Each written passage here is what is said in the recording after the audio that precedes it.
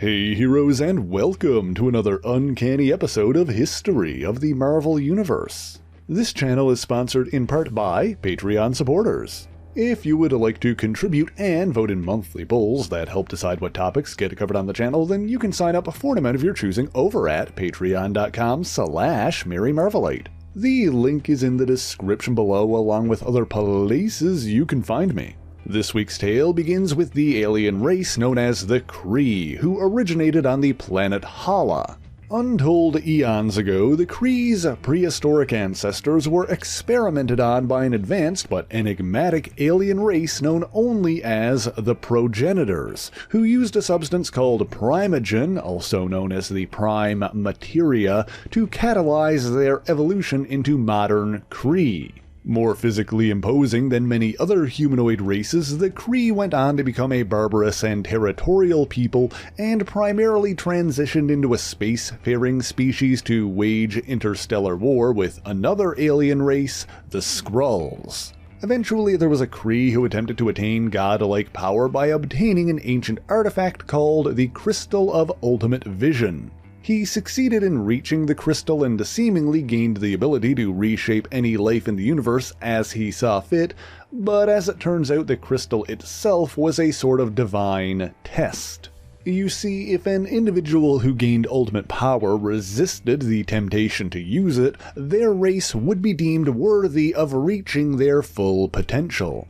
The Kree, however, failed this test, and as a result, the entire species was genetically frozen in place, halting their evolution completely. Meanwhile, the individual who failed the test was also frozen in place, cursed to forever stand guard outside the Citadel of Light and Shadow, where the crystal resided.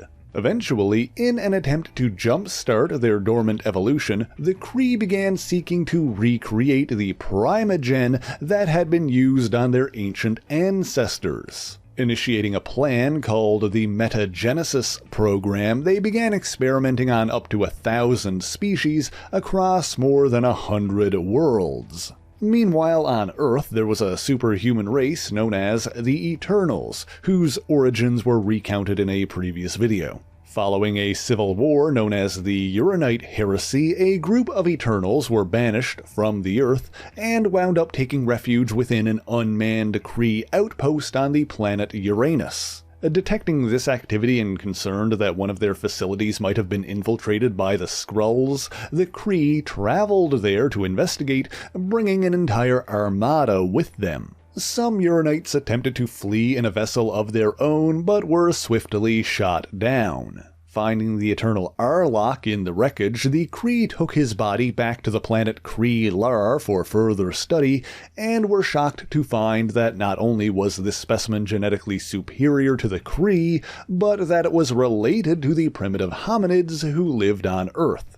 Because of this, the Earth was also included in the Kree Metagenesis Program in the hopes that humanity could be used as a basis to produce superpowered soldiers in their conquest of space. Their ensuing experiments yielded a new race called the Inhumans, who possessed greater strength and longevity than other hominids on Earth. Now, during this time, the Kree were ruled by an artificial organism called the Supreme Intelligence, or Supremor, whose hive mind included the preserved brains of numerous Kree statesmen, philosophers, scientists, warriors, and religious leaders. Eventually, a prophecy from one such mind within the hive led the Supremor to predict that the Metagenesis Program would eventually produce a warrior that would defy and destroy the Supreme Intelligence itself. Acting quickly but hastily, the Supremor ordered the scientists behind the Metagenesis Program be executed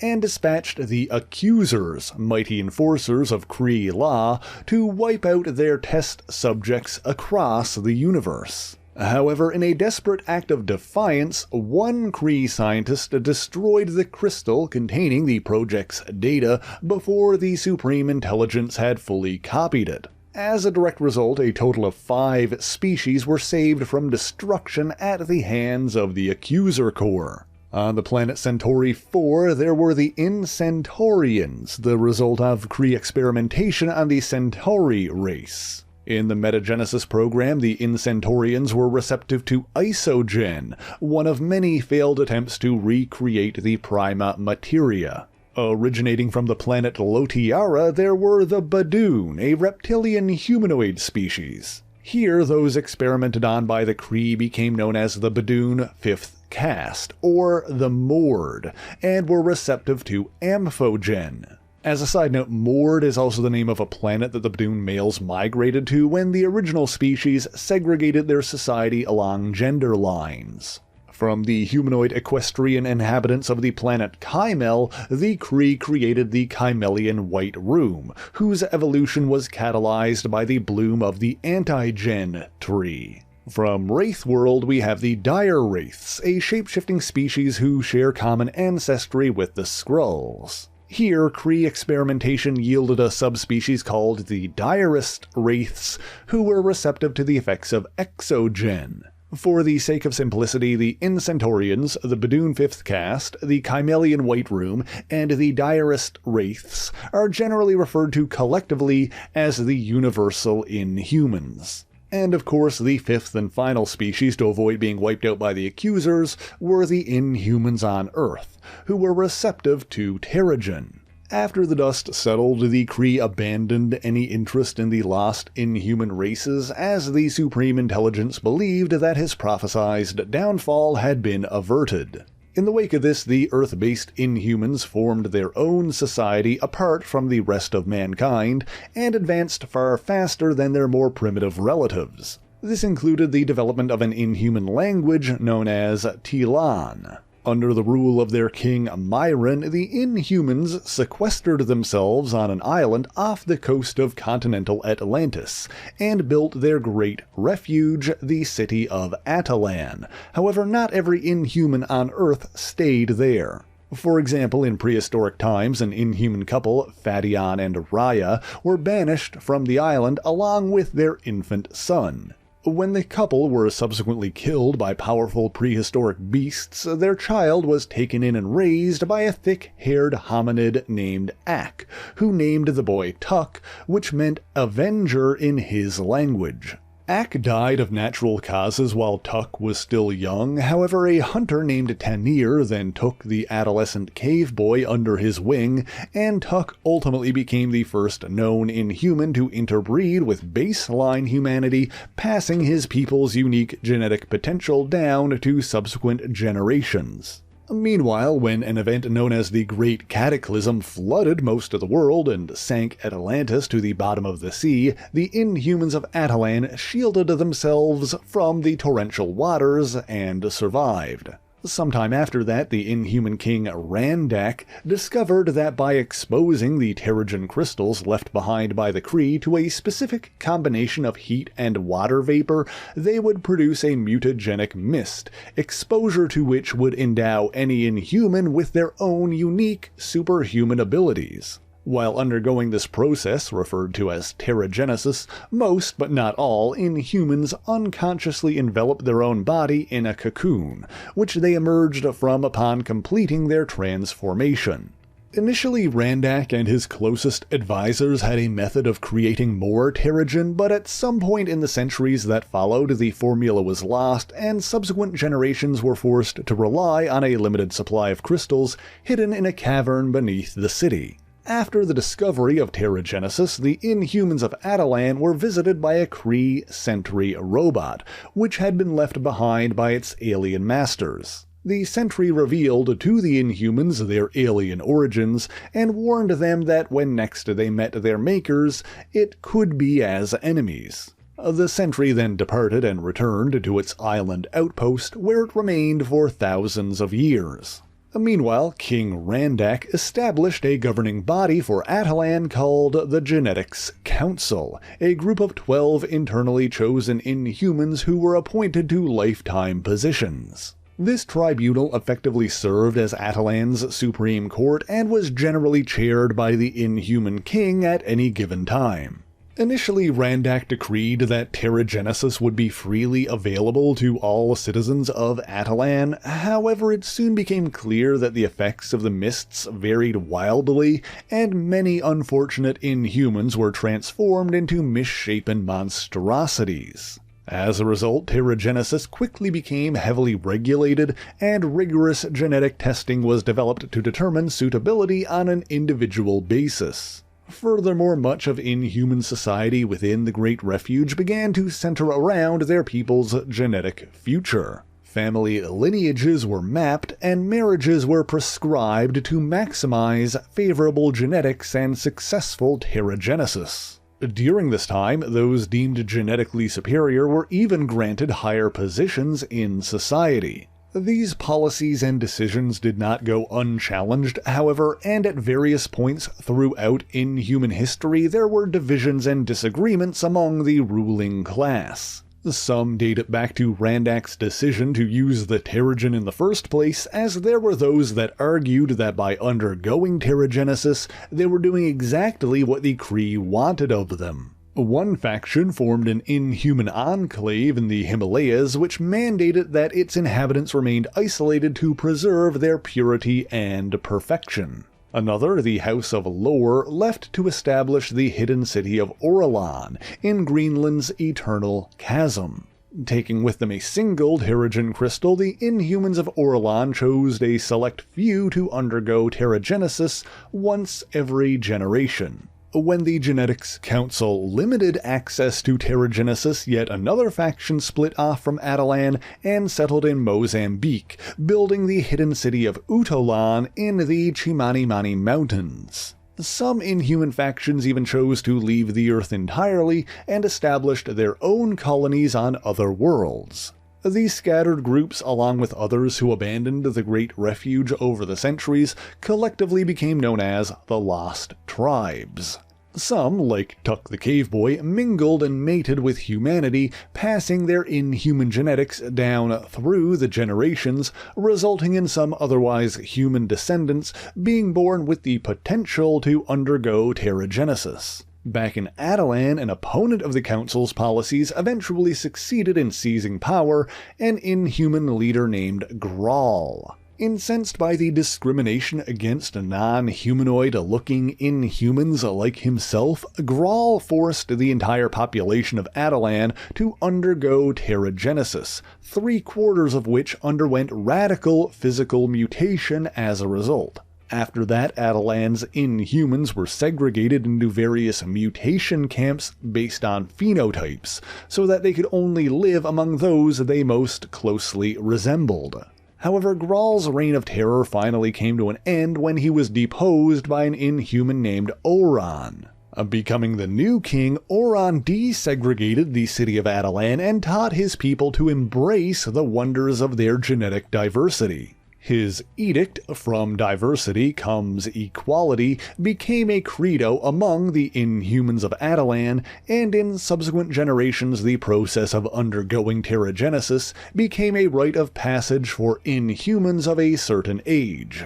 The Genetics Council did continue to oversee the various Inhuman lineages and prescribed mating pairs to prevent particularly extreme mutations from manifesting, but those who simply had non-human appearances were no longer considered lesser, and the success of Terrigenesis was judged more on the strength of their Inhuman abilities. In the wake of this social adjustment, however, most Inhumans were unwilling to perform the kind of menial or manual labor that was previously assigned to the lower class. To address this new issue, an Inhuman geneticist named Avadar designed a new working class, the Alpha Primitives.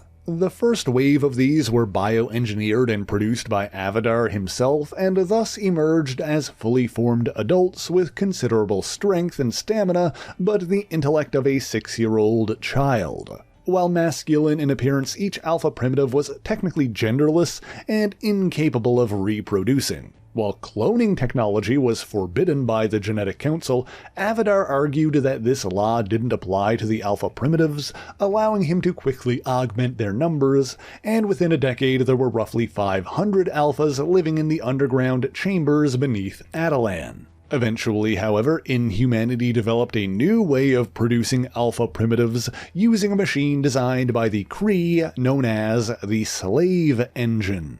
Using this in conjunction with a substance called Zerogen, the Inhumans were able to alter baseline humans on a molecular level, reshaping them as they saw fit.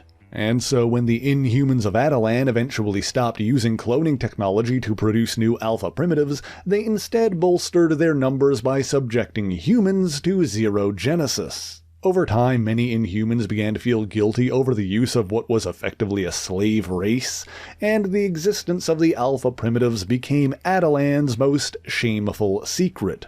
Meanwhile, during the reign of King Nestor, circa 500 BC, a group of flying Inhumans formed yet another faction of Inhumanity, the Aryans. Led by a bird-winged Inhuman named Kylus, this group resided in a smaller city that was suspended above Attilan. However, the Aryans felt superior to their grounded brethren and ultimately seceded. There is more to that story, but for further details and the ultimate fate of the Aryans and their Sky Island, you can refer to my video on Betty Ross. Another notable Inhuman faction was known as Enelux. Headquartered in Venice, Italy, this group ostensibly operated as a corporation, but was really more akin to an Inhuman Magia family, and was run by a capo who lived through hundreds of generations by regularly transferring his mind from one body to another. There are other examples of Inhumans and their descendants popping up in various places throughout history, but for the most part Attilan remained isolated from the rest of the world, only interacting with humanity when necessary. Other Inhuman leaders over the ages included the likes of King Paris in the 3rd century BC and King Kaldin, who ruled roughly 2,000 years ago. One of their most celebrated kings, however, was a geneticist named Aegon, who rose to power in the early 20th century and ruled alongside his wife Rinda, the director of Attilan's prenatal care center. As the head of the Genetics Council, Aegon butted heads with a scientist named Fader, whose experiments with cloning were illegal under Inhuman law. Accused of treason, Fader used a clone of himself to fake his own death and escaped from Attilan. His name is one that's come up several times on the channel before, as Fader subsequently granted advanced knowledge of genetics to the likes of Arnim Zola, Vladislav Shinsky, and the High Evolutionary, allowing these men to perform feats of bioengineering that was decades ahead of what the rest of mankind was capable of. Back in Attilan, Aegon and Rinda decided to undertake an experiment by exposing their child to Terrigen while he was still in the womb. Before subjecting the unborn prince to this, Attilan's Surgeon Supreme decided to test the effects of in utero Terrigenesis by using a pregnant bulldog. After extensive genetic experimentation, this dog produced a puppy with Inhuman powers, specifically the ability to teleport vast distances, that was subsequently named Lockjaw. Meanwhile, Rinda's Inhuman abilities allowed her to filter and control any substance that entered her body, making her immune to poisons and toxins, but also allowing her to purify the Terrigen in her own body, effectively converting it into prima materia. As a result of this experiment, Aegon and Rinda's firstborn son, Blackagar Boltagon, was destined to become the mightiest Inhuman in all of Attilan. Even as a newborn, Black Bolt possessed the power to harness ambient electrons using special particles generated by his brain, allowing him to produce a variety of effects from flight to telekinesis to devastating force blasts. However, this ability was inseparably tied to his brain's speech center, and even the slightest use of his vocal cords would cause a disturbance in the particle-electron interaction field with devastating results. Even as a baby, the quietest whispers would produce powerful shock waves, and by the time he was an adult, a proper shout could hit with the force of an atomic bomb. As a result, Black Bolt was raised in isolation while he learned to control his powers, and over the next 19 years he became disciplined enough to never use his voice unintentionally. During these years, one of the few beings who was able to interact with him regularly was the Inhuman dog, Lockjaw, who became an escort and companion to the royal family. As he grew to full size, Lockjaw not only became smarter than the average dog, but significantly larger, with strength that surpassed even what his size would imply. Meanwhile, Aegon and Rinda attempted a similar experiment with their second son, Maximus, this time concentrating the Terrigen into the fetus's still developing brain. As a result, Maximus Boltagon was born with a genius-level intellect. However, he also had bouts of madness and grew up coveting his brother's claim to the throne. Initially, Maximus didn't exhibit any outward signs of superhuman abilities, but as he grew up, he developed the power to mentally manipulate the thoughts and emotions of others. In the wake of these experiments, Aegon and Rinda also convinced other members of the royal family to have their children undergo Terrigenesis at an early age, resulting in a generation of royals with considerable power. Among the ones they convinced there was Amber and her husband Quellan, whose two daughters, Medusa and Crystal, were both exposed to the Terrigen mists. Their older daughter, Medusalith Amaquilin, gained superhumanly strong prehensile hair. Her younger sister, Crystalia, gained control over the four basic elements of water, earth, fire, and air, allowing her to bend any of them at will. While many of the Inhuman royals eagerly embraced their warrior training, young Crystal preferred more peaceful pursuits. Medusa, meanwhile, was raised to be a future queen, and was betrothed to her second cousin Black Bolt from an early age. While naturally rebellious, she nonetheless bonded with Black Bolt during his time in isolation, and the two developed their own personal form of communication. Aegon and Rinda also spoke to their respective siblings, including the Inhuman architect, Korath, and his wife, the archivist, Milena. These two put their son, Gorgon Petragon, through Terrigenesis, endowing him with powerful legs and hooved feet that could create seismic tremors by stomping the ground. However, not every member of the royal family agreed with the king and queen's experimentation of their own children. For example, there was the biologist Azur, who was married to Rinda's brother Mander and opposed the idea of in utero Terrigenesis. When their eldest son Triton went through Terrigenesis, he was transformed into an aquatic form and could no longer breathe outside of the water unassisted. After that, Mander and Azur elected not to put Triton's younger brother Karnak through the mists. As a philosopher-priest, Mander instead brought Karnak to the Tower of Wisdom, where the boy enrolled in a religious seminary and trained himself physically and mentally for years. As a result, he eventually unlocked his innate powers without the use of Terrigenesis, allowing him to perceive the flaws and weaknesses in anything and anyone he observed. Upon reaching adulthood, Black Bolt was freed from his isolation, having proven his ability to control his devastating voice. Soon afterwards, however, the Kree were drawn back to Earth to investigate a sharp increase in the number of the superhumans around the globe. During this time, Maximus sought to forge an alliance with the Kree accuser Ronan in an attempt to ensure his future position as the ruler of Attilan. However, Black Bolt overheard Maximus's dealings with Ronan's envoy and intervened. The Kree attempted to escape in the confusion, but Black Bolt struck quickly, using his voice with devastating precision to knock the alien vessel out of the sky. However, Aegon and Rinda had engineered their sons so that their powers would be attuned to one another, and the vibrations of Black Bolt's voice resonated with Maximus's mental powers, expanding his perceptions but driving him mad in the process. The mental waves he unleashed dazed the pilot of the Kree starcraft, causing the vessel to collide with the Genetic Council building, killing both King Aegon and Queen Rinda. Maximus was ultimately rendered permanently insane in the wake of this incident, leading to his eventual moniker of Maximus the Mad, but in the meantime he was prescribed daily medication that kept his madness at bay. As for Black Bolt, while he was considered the heir to the throne, he wasn't yet ready to claim it, and so an older cousin rose to power in the interim. During the reign of this unnamed king, there was an attempted alpha primitive uprising spearheaded by an alpha named Elisha, who had attained significantly higher than average intellect.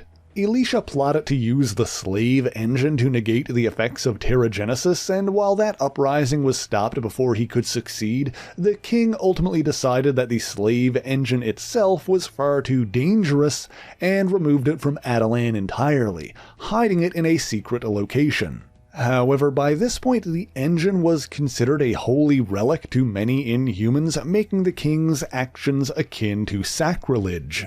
Furthermore, Randac detected that the slave engine's removal had left Attilan weakened, and without it their people would be overwhelmed if humanity ever attacked them in earnest.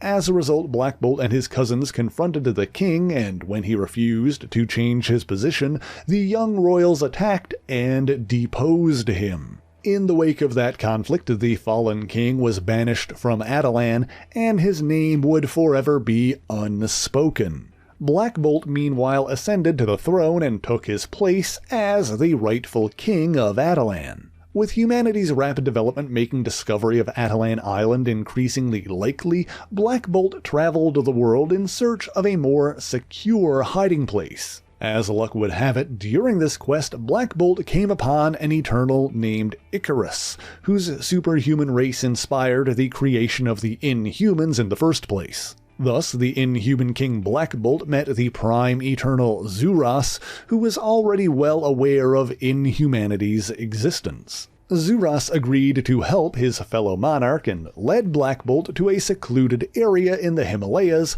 where the Eternals demonstrated their own power by blasting open an excavation pit that could encase the foundation of the new Great Refuge. Rather than starting over, however, the Inhumans used their own advanced technology to lift the entire island of Attilan from the sea, including the Terrigen-filled caverns beneath. Under cover of darkness, the Inhumans moved their city from the North Atlantic to the Himalayas, while the Eternals used their vast mental powers to erase the memories of the humans who caught sight of them. The former island settled snugly into place, allowing the citizens of Attilan to continue living in peace. After that, however, Maximus made his own bid for power by instigating another alpha primitive uprising. In this incident, 3 alphas that were mentally enhanced by Maximus used a highly concentrated dose of Terrigen to transform themselves into a trio of energy beings called the Tricon, which then led other alpha primitives in a revolt against the Inhuman people. In the ensuing battle, Medusa attempted to confront the Tricon, but her sky sled was shot down and she landed miles outside of the city. This rebellion was ultimately thwarted when Black Bolt and Lockjaw successfully banished the Tricon into the antimatter universe known as the Negative Zone. In the confusion, however, Maximus and his loyalists rounded up and captured a legion of high-profile hostages, including Gorgon's parents, Korath, and Milena. When Maximus proved his willingness to begin executing these hostages indiscriminately, Black Bolt was forced to relent and relinquished the crown to his younger brother. Black Bolt, Crystal, Triton, Karnak, Gorgon, and Lockjaw were also cast out of Attilan, and the banished royals soon began searching for the missing Medusa. Medusa, however, had been rendered amnesiac by her battle with the Tricon and made her way to Europe. For a time, she partnered with a French burglar, Paul Dumas, and aided him in a series of international thefts, but when he ultimately betrayed her by attempting to frame her for their shared crimes, Medusa fled and took refuge on a secluded island in the Mediterranean. There, she was found by the mad genius Bentley Whitman, better known as the Wizard, who recruited her into his criminal quartet, the Frightful Four, alongside the Sandman and the Trapster, originally Pastepot Pete. This, of course, was part of a plot by the Wizard to destroy his rivals, the Fantastic Four, and while the Frightful Four came surprisingly close to victory, their heroic counterparts always survived. During this time, the Wizard used his mind-manipulating id machine technology to prevent Medusa's memory from recovering. However, this was discovered during a chance encounter with X-Men who freed her from his control. These battles also drew the attention of Gorgon and the other banished royals, whose presence completed the restoration of Medusa's memories, and together they returned to the Great Refuge. With the rest of the royal family supporting him, Black Bolt easily reclaimed the throne from his brother Maximus, and the Inhumans of Attilan welcomed the return of their rightful king. Of course, in some sense, this is simply the beginning of the story, and so if you'd like to hear more about the exploits of the Inhuman royal family throughout the Marvel Age, including the marriage of Black Bolt and Medusa, the emancipation of the Alpha Primitives, and Attilan's migration to Earth's moon, be sure to let me know in the comments. In the meantime, that is all I have for you this week, and thank you so much for watching this video. If you enjoyed it, be sure to leave a like, subscribe to the channel, and share it on your favorite social media. As always, the issues referenced in this video are listed in the description below if you would like to read them for yourself, as well as links to other places you can find me. Let me give a special shout out to all of my Patreon supporters, Twitch subscribers, and YouTube members who help make the channel possible. By signing up for any ongoing amount on any of these platforms, you will get your name in these special thanks here, but Patreon is the one that helps determine what topics get covered on the channel via monthly polls. That being said, if there's anything in particular that you want me to talk about, be sure to let me know in the comments. But that is indeed all I have for you this week, and so until next time, true believers, Excelsior!